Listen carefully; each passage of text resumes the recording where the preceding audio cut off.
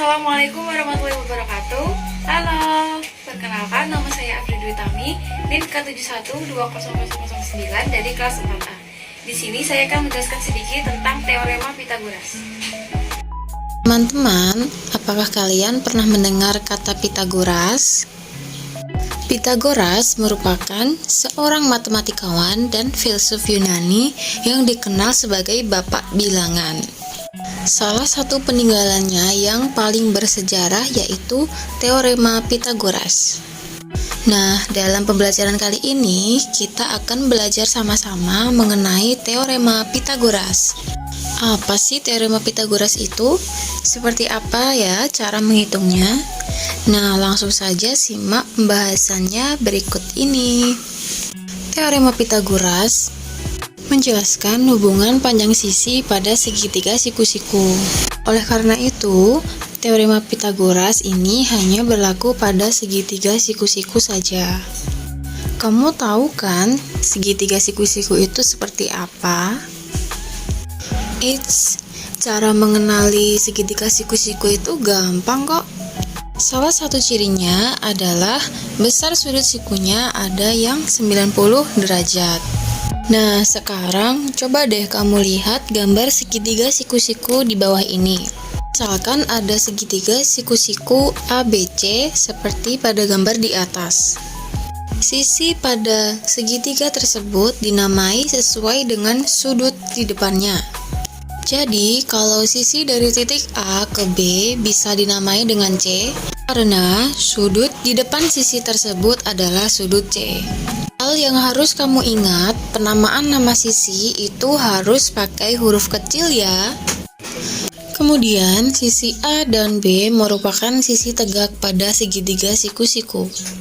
Kenapa disebut sisi tegak? Karena kedua sisi tersebut membentuk sudut siku-siku yang bersudut 90 derajat. Sementara itu, sisi C merupakan sisi miring segitiga siku-siku. Nah, sisi miring ini selalu berhadapan dengan sudut siku-sikunya dan jadi sisi yang paling panjang. Nah, teorema Pythagoras menyatakan bahwa kuadrat panjang sisi miring pada suatu segitiga siku-siku salah satu sudutnya 90 derajat adalah sama dengan jumlah kuadrat panjang sisi-sisi lainnya. Atau jika dituliskan secara matematis akan menjadi seperti berikut. A kuadrat tambah B kuadrat sama dengan C kuadrat. Dengan C adalah sisi miring yang juga merupakan sisi terpanjang dari segitiga siku-siku. Sedangkan A dan B adalah sisi-sisi segitiga siku-siku lainnya. Selanjutnya, kita akan mempelajari hubungan antara teorema Pythagoras dengan jenis-jenis segitiga.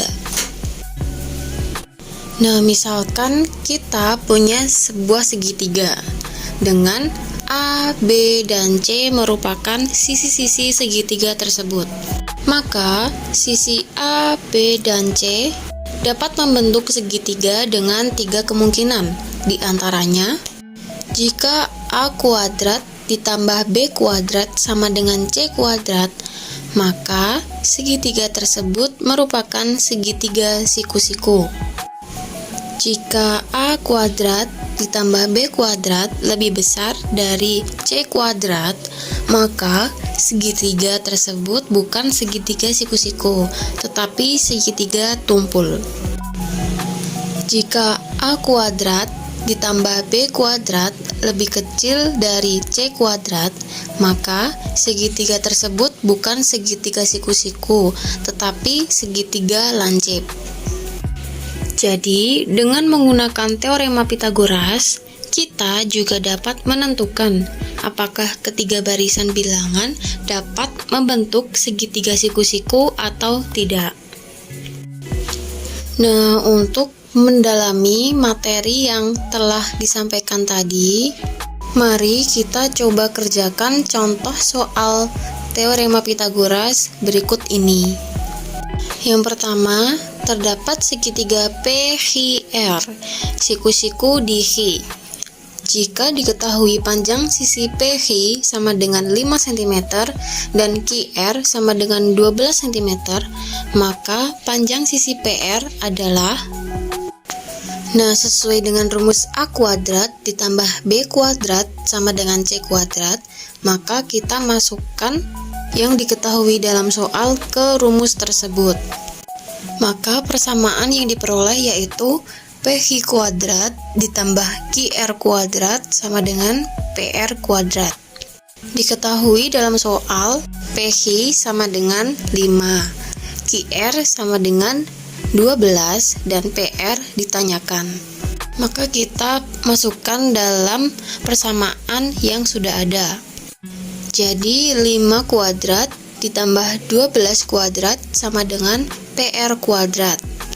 Kita jumlahkan 5 kuadrat sama dengan 25, ditambah 12 kuadrat sama dengan 144, sama dengan PR kuadrat. Kita jumlahkan 25 ditambah 144 sama dengan 169. Kemudian PR sama dengan plus minus akar 169. PR sama dengan plus minus 13. Nah, karena PR itu panjang sisi miring yang artinya tidak boleh negatif, maka nilai PR yang memenuhi adalah 13 cm. 2. Segitiga siku-siku KLM jika panjang KL sama dengan 2,5 meter dan KM sama dengan 6,5 meter, maka keliling segitiga KLM adalah titik-titik. Nah, keliling segitiga KLM bisa dicari dengan menjumlahkan ketiga sisinya. Berarti kita cari terlebih dahulu panjang sisi LM menggunakan teorema Pythagoras. Nah, kita masukkan hal yang diketahui ke dalam rumus A kuadrat ditambah B kuadrat sama dengan C kuadrat. Maka akan didapat persamaan KL kuadrat ditambah LM kuadrat sama dengan KM kuadrat. Kemudian kita pindah ruas menjadi LM kuadrat sama dengan KM kuadrat dikurangi KL kuadrat. Seperti yang diketahui di soal, KM sama dengan 6,5 dan KL sama dengan 2,5. Kita masukkan ke persamaan menjadi LM kuadrat sama dengan 6,5 kuadrat dikurangi 2,5 kuadrat.